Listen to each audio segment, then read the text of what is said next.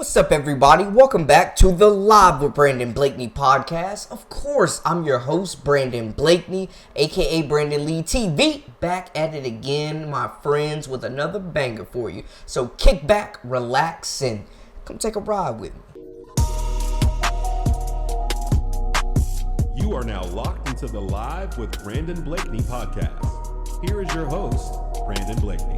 The big day is tomorrow. LSU goes on the road to Colonial Life Arena in Columbia, South Carolina to take on Don Staley and those dominant Gamecocks. It is going to be a matchup that feeds families. Over the last year, this rivalry has really struck a match. There's been gas poured on it, even back to last year's skirmish in the SEC tournament. It's must-watch TV. It's a hot ticket right now, I must say. And Coach Don Staley spoke about the rivalry, the fans, because it's no secret, man. These are two passionate fan bases that will go to war for their squads. She spoke about the rivalry and gave her opinion on it. This has turned into one of the best rivalries in all of sports, right? What do you make of this rivalry brewing with South Carolina LSU now? It's a rivalry. It really is, with how many people on, the Tigers, their fans, our fans. It's not only a rivalry between the programs that are on the floor, but it's a rivalry with the fan bases, because you can't say one bad thing about LSU without LSU fans hopping on our fans. You can't say nothing about Gamecock fans.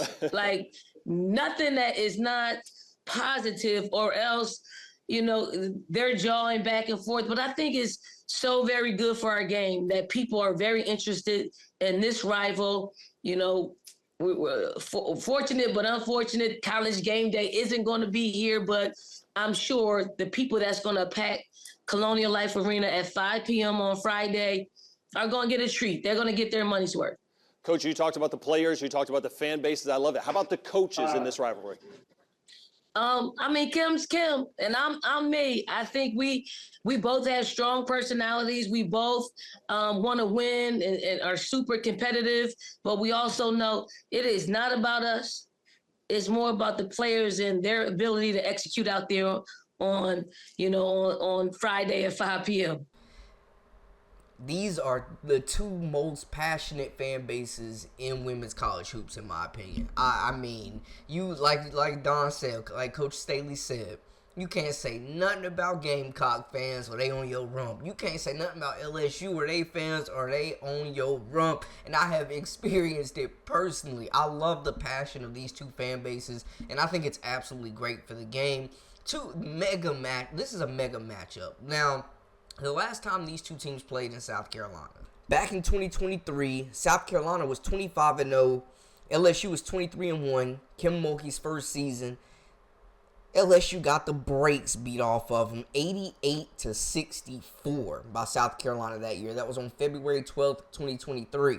Now, the last two matchups have been a lot closer. The most recent was the SEC tournament back in March 2024. Where South Carolina came out with the dub 79-72. That was a chippy game. A lot of physical activity going on. Flau'jae Johnson's brother hopped over the dang scores table, was ready to scrap. Camila Cardoza, we know, had the shove. It was a whole lot going on, man. A lot of commotion that really set the nation on fire and added more fuel to this rivalry. Before that, it was in January of 2024 where South Carolina went on the road and beat LSU 76-70 in a absolute dogfight. Y'all remember Breezy Hall hit some big shots to close that game out, I should say. But different teams this year. Now, a lot of familiar faces, but this is an Angel Reeseless LSU squad. Anissa Morrow does a lot of the heavy lifting in the paint, and she's going up against a massive front court in South Carolina. South Carolina, no Camila Cardoza, no Ashlyn Watkins. So it's a different look, but there are going to be some new names that truly impact this game on both sides of the basketball via freshman class, via transfer for LSU. And I broke down the game. I've talked about it, multiple times. We've done the keys to victory. So we know what both teams like to do. We know this is going to be an action paced, action-packed, fast-paced game. We know LSU's going to try to push the tempo. X factors for them, I gotta say, Kaylin Gilbert, Jersey Wolfenbarger. They can get some big minutes down low from Wolfenbarger. They'll stand a chance for sure in this game, man. They'll do some good things. They need her to rebound. They need her to block shots, score some points down low, use her size. I mean, Flau'jae Johnson, make no mistake about it. I know LSU rebounds as a team. Flau'jae Johnson, one of the best rebounders at the position, but it's going to take a team effort.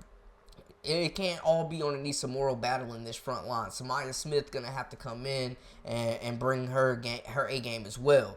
Looking at South Carolina, man, Joyce Edwards has been incredible. Her and Sanaya Fagan have absolutely stepped up tremendously since the injury to Ashlyn Watkins. It's been exciting to watch this front court continue to develop. Two players with limited experience coming into this season at South Carolina, Joyce being a freshman, and then Sanaya, sitting the bench a few years behind some great WNBA talents. Now it's her turn, and she's been rocking out. Size, blocking shots, mobile, gets up and down the court really well.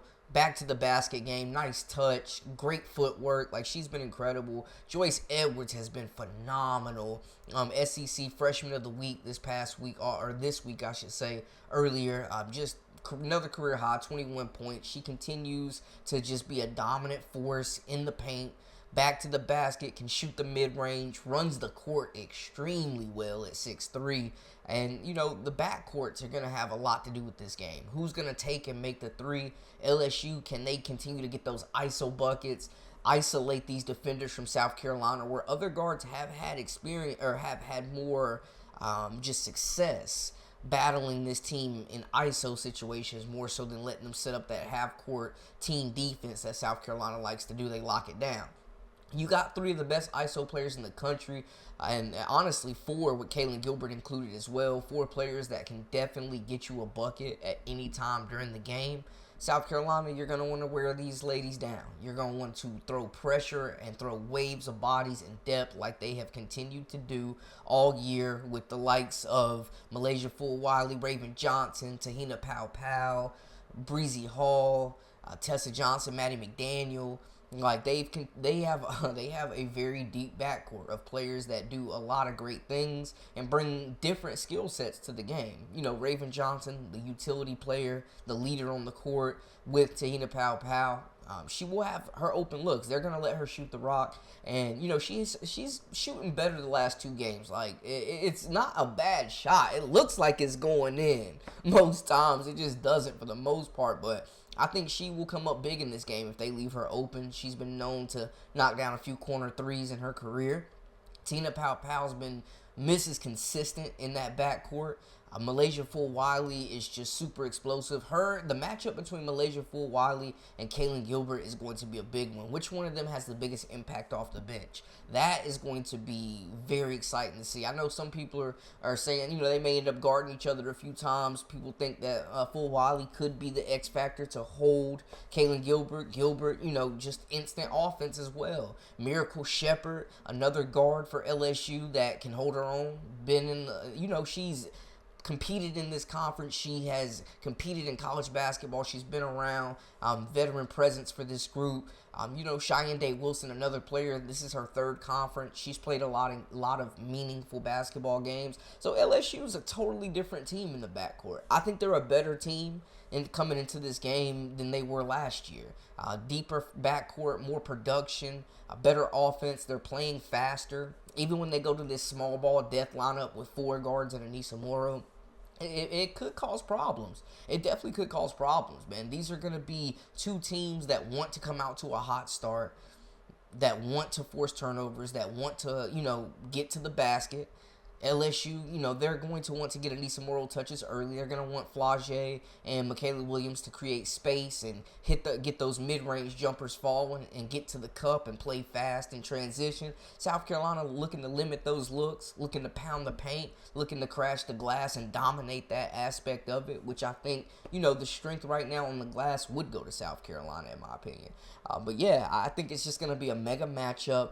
And I definitely will have more content coming out during the game, after the game, all types of stuff, man. This is just a mega matchup. But I love that these fan bases are so passionate. You guys really make it fun. I think the environment at CLA is going to be magnificent. It's going to be electrifying. The fans are going to be rowdy. I don't think them postponing the game to Friday at 5 is going to impact. It's sad that college game day can't go, but I don't think it's going to impact the attendance of the game at all. Like, this is going to be a sold-out packed crowd.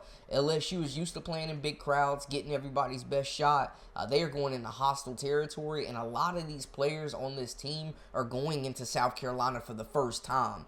They have not experienced South Carolina's home crowd. It's a little bit different down there in Columbia. I'm just saying. So we'll see how they handle the pressure as well. But I'm expecting a high-flying, fast-paced, lots of buckets, and some just overall great run. Great basketball to be played. But y'all let me know how y'all feel in the comments. That's a wrap for us. For all the latest and the greatest, I am Brandon Blakeney, a.k.a. Brandon Lee TV. Until next time, we out.